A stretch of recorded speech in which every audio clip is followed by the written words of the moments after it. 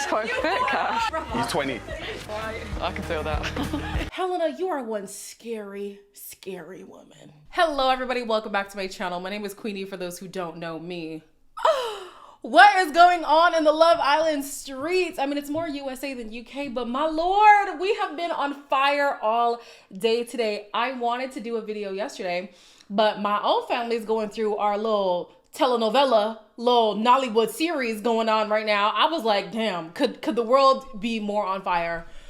Then today happens, and this whole Jana and Kenny thing, I will keep my eyes peeled. I already spoke about the allegations, but clearly it's worse than whatever I talked about in that video. But let's get into this video. Before I get into it, please make sure to like this video, subscribe and hit the bell, and leave a comment down below. Well, somebody's telling me I need to go unfollow Kenny. I need the tea. I'm sorry. I need the tea. But guys, I need the tea. I was never following him. I just want to know what he's posting. Oh my God. Guys, I swear I only followed him to get the tea. Y'all know I don't give a shit about no Kenny. Y'all know. Y'all know. Kenny's homeboys was leaking text messages of their group chat where Kenny was calling her the N-word. What? And apparently, someone also claimed that he was texting girls, he was mocking her, and he was taking her private text messages where she was opening her heart, her emotional text messages, and was just showing them to other people to humiliate her. And that's all that's happening within like the last hour and a half. I'm about to say, Queen, if you scroll up, everything is in here. We dropped everything. Oh my God. Oh my God. If you need this stuff, just scroll up a little bit. DM me, girl. I'm trying to film this freaking Love Island video, but how? I got you. I can't even focus on anything else but this. How am I supposed to film? Yo, this is crazy. This is crazy. Okay, let me try to film. Hold on. And by the way, I'm not laughing at the situation. I'm laughing at how hectic and frantic the entire internet has become today. Okay. Let's breeze through this review. All right. The birdies. I'm going to call them the birdies versus the baddies. You know who is who.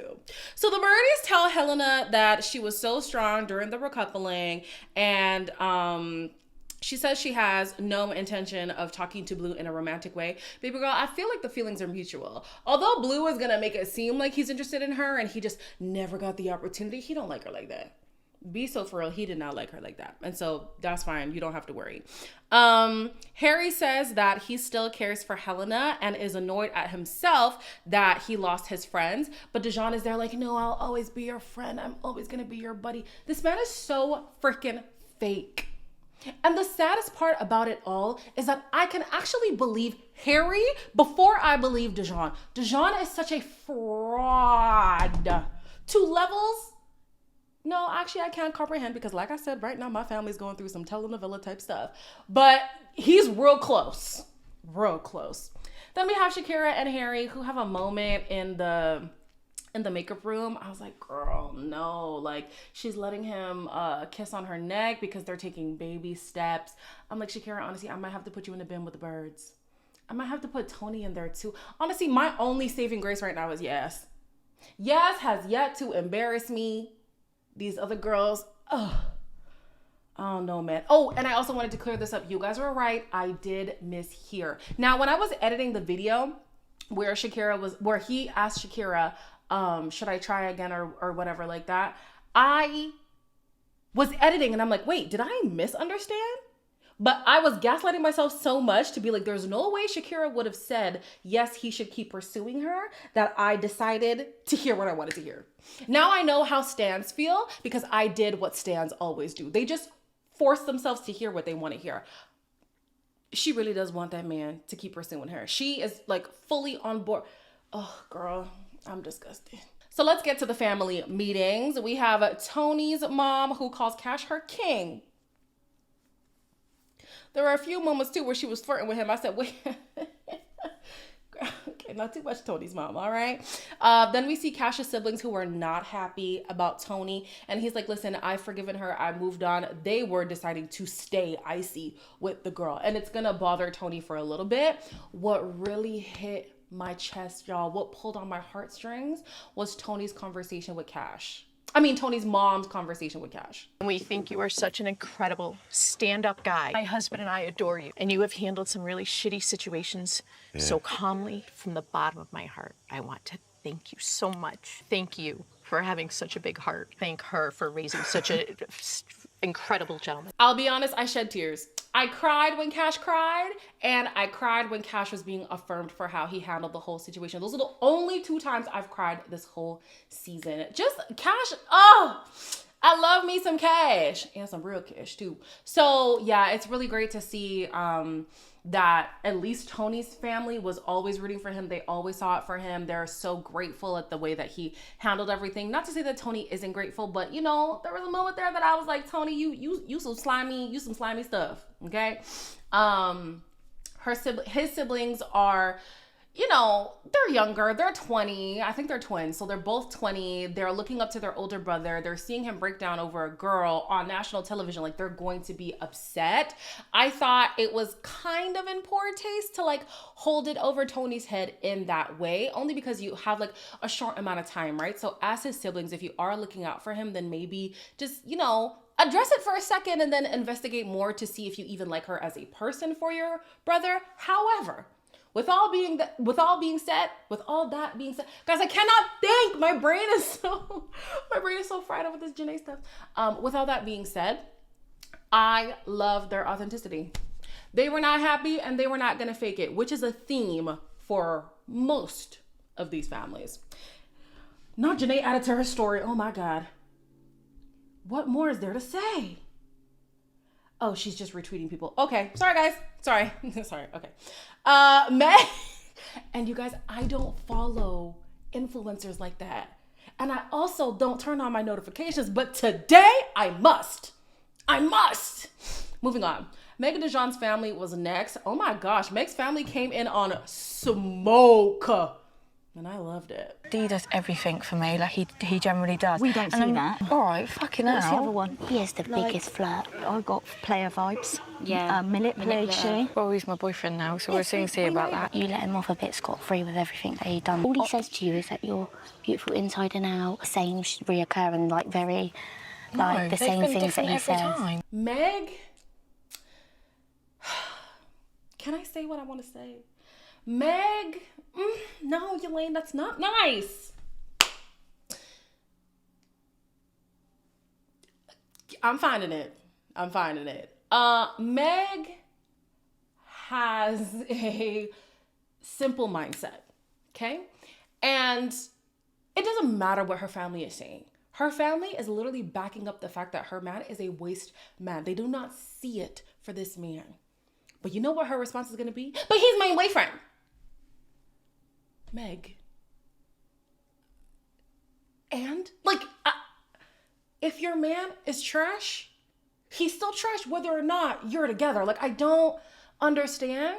And even after you guys have gotten together, he has done a lot of unsavory things for you to not be so excited at the fact that, oh, he's my boyfriend. But then Dejon is going to go and do the same thing, which is what makes me feel like he has primed her, because a lot of things that you hear come out of Meg's mouth started from Dejon's mouth. But anyways, the family is saying, oh, you were moving kind of mad there at the beginning. Oh, but I got a girlfriend now, so that's the old me. Don't think about that stuff. And then we see where Dejon gets this entitled persona from. His mother. Now, his sister went on TikTok and claimed that they had a 30-minute conversation, and five of those minutes was them grilling him about his behavior. But if that was the case, number one, I don't think the mom should have turned around and been like, oh, well, then don't apologize to Yaz. And number two, what was that speech that the mom was trying to give the villa? Some of the things you're doing and saying is quite hurtful. Just remember, you've got loved ones outside. That's all I want to say. Yeah. All of you have got loved ones watching. Yeah. I was like, yeah, understood. Everybody has family watching. And so, you want to be careful what you say about people's children. But that goes to your son, too. That applies to your son as well. Girl, be so for real. She is boy mom to the nth degree. This is giving my son could never. My son is so perfect. Oh, my son. And this is the same sister who was on TikTok basically saying he should bin off Meg for either Melisha or Billikis. The same sister The same sister who's now blowing smoke up Dejon and Meg's ass. Moving on. We have Jamie and Yasmin's family. Honestly, not too much to take away from this other than the fact that Yasmin's sister screamed for Tony and Shakira. I thought that was so cute. She hugged the other girls, but you could tell who she really wanted to, talk to. Jamie's family says that he could have shown Yasmin more energy when Blue came in and pursued her, which I love that they said that, because even if you feel like you have something in the bag, it's always nice to know that your partner still desires you. It's always nice to know that that pursuit is still there. You know what I'm saying? Even when you're married, still go on dates. Even when you have kids, still prioritize your partner. You know what I'm saying? So I like that. I think it was his mom said, you could have still pursued her, do some things, some cute things, really like let her know, hey, you're still on my mind. You're still my priority, whatever, right? Next was Harry and Shakira's family, in the same way that I felt in Love Island USA when Chris started to break down because he was afraid of what his mom and sister would say about Huda. That's how I feel about Shakira's breakdown, because Shakira was so stressed at how her family would perceive what has happened so far. And she said it's beyond Harry, but I think a big chunk of it has to do with Harry. Now, I will say I was excited to see Harry's mom because of what she said on After Sun. She literally was like, I do not know who that man is. Like, I'm gonna have words with him. Baby, where were the words? Be relaxed, yeah, you've been yourself. There's obviously people that are playing games. You would not have made the decision you made in the last 7 days if you were playing a game. You and Helena were just great mates, like you were just the best match. And you laughed together, didn't you? I'm sorry. I can't apologise for it. So snowy. Helena would fit in so well. 100%. I'm like one of the lads. Yeah. I felt like there was a lot of coddling, which doesn't surprise me in the slightest. I feel like that's how Harry has lived his life, most of his life. We even see the girls that he pursues make excuses for him time and time again. So I wouldn't be surprised if his family does the same.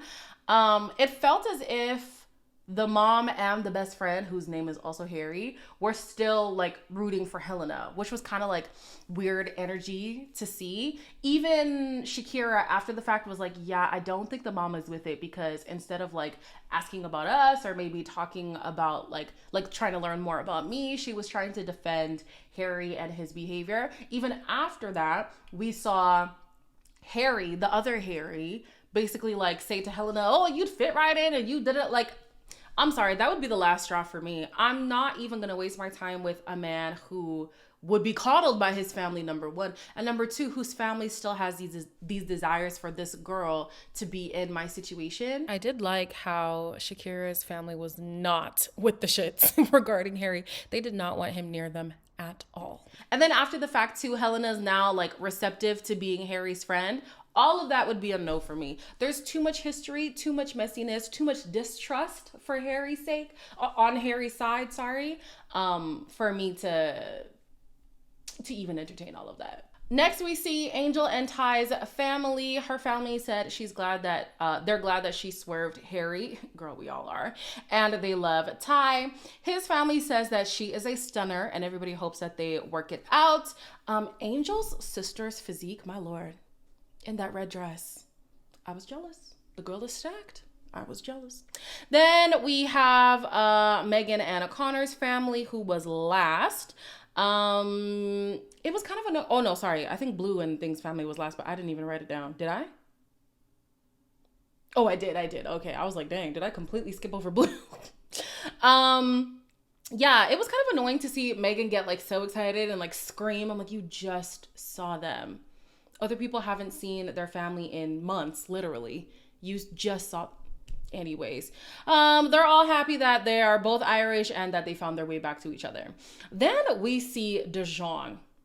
He's having a conversation now saying that he feels a way about some of the things that his family said to him. That caught me off guard as well. What were our parents saying? What was our mum saying to you? They haven't seen the whole thing either, because we thinking that we're friends with everyone in here. They're seeing conversations like people are speaking about me and Meg. She's saying that like I'm flirty and that. But when it's you and Meg, like you two are always serious. Like it's like that's such a crazy thing to, because obviously you lot know how much me and Meg laugh together. Now, personally, I do believe that Dejon and Meg do laugh a lot because when it comes to substance, these two are severely lacking.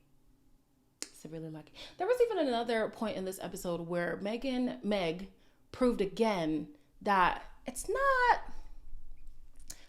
all the way clicking up here, you know? So yeah, I do believe that you guys laugh a lot because what else y'all got going on? He also says that his mom warned him about people being two-faced to him. I'm so sorry, your man has three. Your boy, sorry. Your son has three faces. A face for Meg, a face for the villa, and a face for the cameras. You can tell whenever this man is being performative, and it is all the damn time. Harry is later going to have a similar revelation that, oh, maybe his friends haven't been his true friends because of what his best friend said. And I'm just glad that there's finally a rift going on in this friendship. Will it last? Probably not, because they are trying to keep up appearances. But finally, they're realizing even in their own little circle, there's fakeness. Y'all are fake with the other people in the villa, and you're fake with yourselves. Last was Helena and Blue's family. Did not care for what Blue's family had to say, especially because he just saw them. But Helena's family, I was very intrigued to see what they had to say. I thought you were going to go back with Harry. From my end, it was so genuine, so real. You're a winner. He's not the prize. That Harry, he wears his dick on his sleeve. Apologise for a lot of my behaviour towards your daughter. It is what it is, mate. It is what it is, isn't it? But I just wanted you to both hear it from me. I said you wear your dick on your sleeve. Sorry, man. So Helena's parents thought that she would go back to Harry, and they asked if things were genuine. Okay. Then they say that they were confused by like all the back and forth and stuff, and they wonder if she's going to be open to talking to him on the outside. Clearly we have very different families, because the way my family would never even entertain such conversations, such thoughts. They would say, by the way, there is no communication with this person. Like, it is just not happening. For the man to make me cry, even if I didn't cry, for you to make me look stupid as hell, although Helena played a part on national television. I'm sorry, my family is coming in guns blazing. Guns blazing. So then Harry comes over, he apologizes. It doesn't even seem like they really have too much animosity against him. I'm just like, yo, we now see where Helena gets this whole forgive thing. Like, and it's not even pure forgiveness. It's just letting things slide time and time again. Like, I'm sorry, as a parent, seeing how Harry treated Helena, oh, you would have hell to pay. In the evening, Helena tells Harry that she's finally ready to accept her reality, that they will never be romantic, but she really does want to be his friend. Didn't we say before that this whole friend thing was not going to be a solid thing when she was like, oh, I could never be your friend. My friends would never treat me that. Yeah, okay. Then Tony is in her feelings because of Cash's siblings. Honestly, Tony, they're young. They're 20. Like, please. And to the people who are cooking those siblings, y'all better not be the same people who gave Harrison chance after chance. Y'all better not be the same ones, because Harrison is even older than them. And they actually have more incentive to come with the energy they have compared to what Harrison was doing in the villa. So I hope that's not the case. But I'm going to let them slide. Honestly, they're young. It is what it is. She's going to continue to struggle with these feelings even up until the next day. Cash is like, I care about you. I have moved on. Let it go.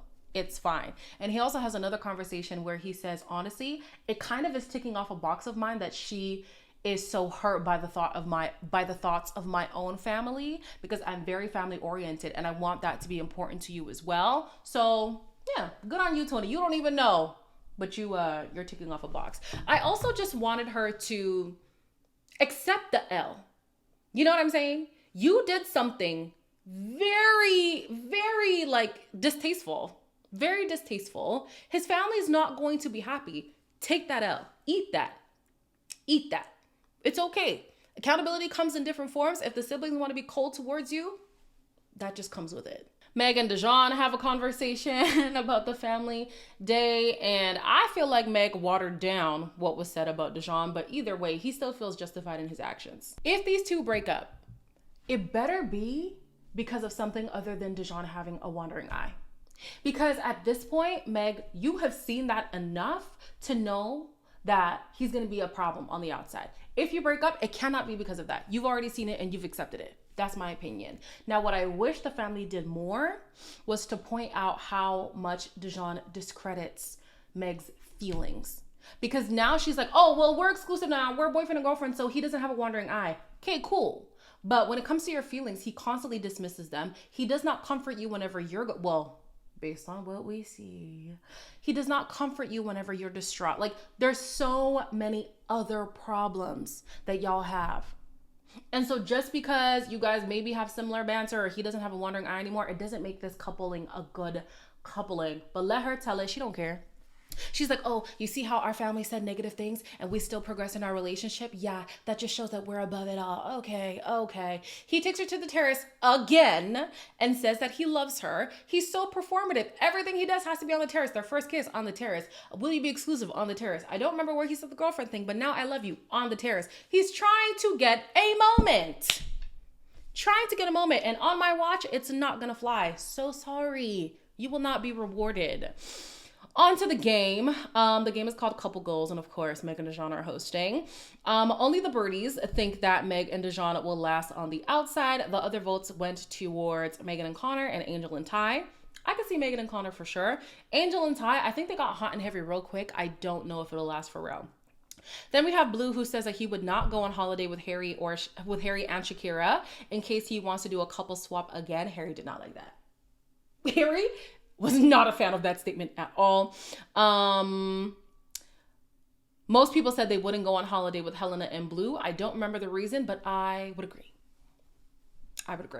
Next was Harry and Shakira, who say that they trust Tony and Cash the most because of their loyalty and honesty. But Dejon and Meg chose Helena and Blue, obviously more so because of Helena than Blue. So we're clearly seeing a divide happening now in this group. I hope that it continues to grow. That would make me a very happy girl. Next, we have which couples care most about public perception. Meg and Dejon got the most votes, and Dejon agrees. He says that he is now concerned about his family's perception and he doesn't want to disappoint them. And he's concerned about what has been shown regarding his behavior. Meg says Yas and Jamie because of how composed they were after the kissing challenge. Meg, not everybody flies off the handle when their partner does something unsavory. That is not a universal reaction, okay? And I remember comparing those two reactions because I was like, there's a way to call out your man without popping off the way that Meg did. And I liked the way that Yas did it. You can hold somebody accountable without screaming your head off. And because of that, you think that they're worried about public perception. Girl, I think this was last, was which couples are most fake. Tony says Meg and Dee because they haven't been proper friends to her. Meg brings up the whole fire pit conversation, and it's funny that she's trying to make it seem like, oh, we have all mended fences, we hugged, we talked about the beef, we brushed it away, but she immediately went and was talking smack in the dressing room. So yeah, you're proving Tony's point. You're fake. Then they also got called out for downplaying Dejon's actions. He says he can't remember everything that was said in those conversations with the other girls. So it's not being fake if he doesn't relate exactly what happened because he can't possibly remember everything that was said. Okay. Then we have Dejon and Meg, who say Shakira and Harry are the fakest because apparently Shakira is a liar. Dejon thinks that he has been in support of him and of Harry and Shakira, but Shakira says that her family told her that Dejon was in Harry's ear regarding Helena. I'm so sorry, guys. That was so confusing, but you know what I'm saying. So yeah, he's calling her a liar. He's like, oh, why would Shakira lie about something like that? Oh, she must be fake. You were in Harry's ear. And even if it wasn't like an explicit you need to stay with Helena, it was heavily implied. So be so for real. Here we have Harry trying to defend Dejon, and I'm like, oh my gosh, even you're such a flip-flopper too. Like, this man just called your girl a liar, and you're gonna take up for him instead of her girl. Anyways, we don't get to see what happens in the next episode, but there is a vote. Tell me who you guys have voted for, and tell me if you guys are abreast to the Jana and Kenny information. The video I posted the other day, apparently it's worse than whatever's being alleged, child. Ooh! So far we know it includes racism, clout chasing, and him living a double life from the beginning. Watch this space, child. As always, like, comment, share, and subscribe, and I'll see you in the next one.